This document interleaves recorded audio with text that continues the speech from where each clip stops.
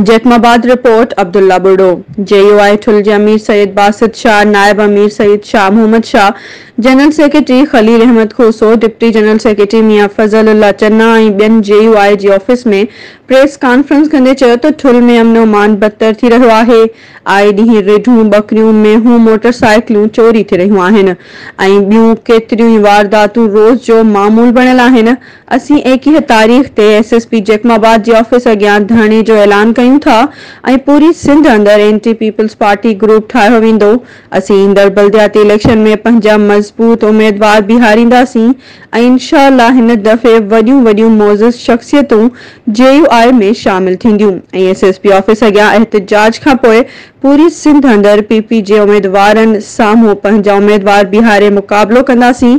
ठुल अंदर अमन अमान जी सूरत-हाल मुकम्मल बदतर आहे ऐं SSP जैकमाबाद ठुल ते को बि ध्यान कोन थो ॾे। SSP जी कारकर्दगी ज़ीरो आहे।